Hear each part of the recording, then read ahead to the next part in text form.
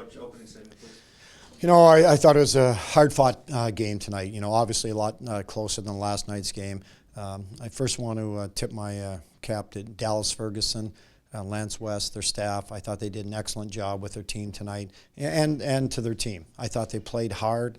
We got up 4-1, and I thought at that point that might be the game, but you got to give them a lot of credit. I mean, they hung in there and pushed us right to the brink, and it was anybody's game in the third period. But we found a way to win, and I liked our team. I liked how we played with the lead in the third period, played on the right side, really didn't give them much, and found a way to get the empty netter. So big win for our program. Just really proud of our team.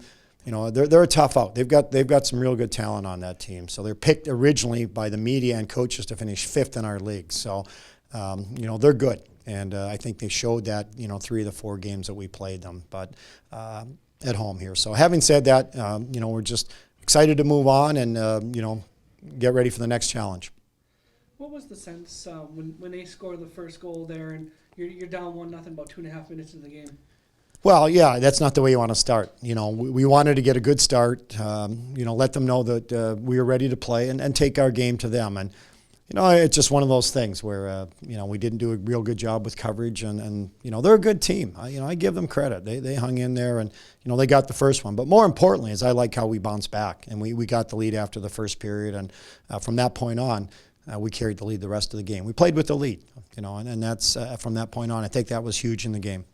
Sometimes it's not the shift that scores, it's the shift after, isn't it? Sure. You look at your first goal, and then again, like a minute later, it's 2. Yep, no question. And we've been doing that lately, and it's somebody else every night, and that's the key to this team. They were, for the most part, kept off the score sheet. Neville, Sturris, and Vallis last night, and then Reed gets a big goal for us. So Malcolm Gould, he hasn't scored in a while, and he gets a huge one at the end. So, but you're right. It's the shift after, the first couple shifts after, whether they score, you score. You have to have a good shift or a couple, and we did. And like I said, overall, I liked our team. Again, we had trouble killing penalties last time we played them, and they got 2 power play goals against us tonight again. Alex Gillies scores again for the second night. Yeah. He hasn't scored in the 13 games. He gets 2 in the playoffs. Again, this team is so deep, and you've got so many different options that can score on any given night. Well, it's really nice to have guys who can score. A lot of times you look through the lineup and teams have, maybe 6 forwards that can score goals. But, on this team, I think we've got, 14 guys who can score goals. We got guys who aren't playing that. So that's great. And, our assistant coach has done a great job. Gary Shuchuk working with the forwards and working on some things around the net. And so I'm not surprised. And I'm happy. But it makes us a dangerous team to defend. How important was it in the third period to shut the door and make sure that they weren't able to get really good looks? They got some shots, but a lot of them were kind of from the outside as opposed to being right in front. Yeah, they had a couple scrambles there, but overall we really didn't give them a whole lot, and that was key. Playing on the right side of the puck, playing with the lead, which we've done a lot this year. So, but in a playoff hockey game, they were a desperate team. They came after us, and the hardest game to win is the elimination game. When you have a chance to eliminate a team, they're going to play hard because their season's on the line, and I thought they did. But I liked our third period. I liked their composure. I thought we were much better in the third period than we were for some stretches in the second. And you alluded to Malcolm hadn't scored in a while, and he gets that goal in the empty netter. Yeah. He had a great night, didn't he? I mean, he seemed like he was around the net a lot, making a lot of plays. I'm thinking of a pass in the first period to Alex that was right on the tape. All the things like that he did that just...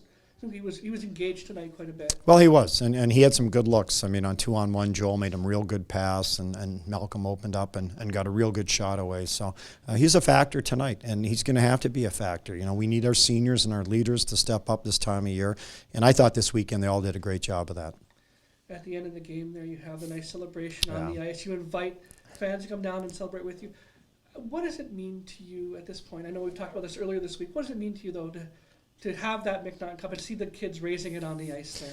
Well, it's fantastic. I mean, we did not get the opportunity to have a formal presentation of the McNaughton Cup, and some people might think, well, it's a little late to do that, but you know what? Championships obviously are hard to come by. We haven't won in 40 years, so I thought it was a special moment, and to be able to do that and share the cup, with our players on the ice, but more importantly with the crowd.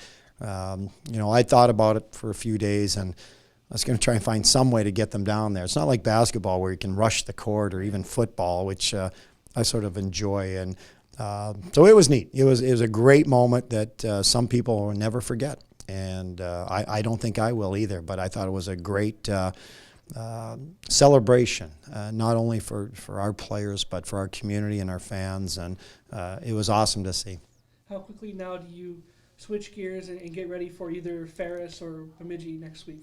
Well, we'll take a couple days here. We'll take tonight and tomorrow, and then Monday, come practice time. We got to put our sights out. We'll know who we're going to play. We'll know the travel arrangements, and then we have to start focusing on the Broadmoor Cup. That's our next goal. And like a couple weeks ago, I had someone, talk about the McNaughton Cup. They did a little research project. Les Bronze, Caro, and Heinonen. So they wrote up, all the history. And lo and behold, we came in this week on Monday, and they had written up something about the Broadmoor. They had raced the McNaughton Cup and onto the Broadmoor. So they're dialed in. They're excited to take the next step. And we're looking forward to going to Grand Rapids. And I invite all our fans to come down. I know we got a great following in not only Southeast, but Southwest Michigan. So come on and watch us play. I think it's going to be 4 o'clock Friday. Thank you. Thanks, guys.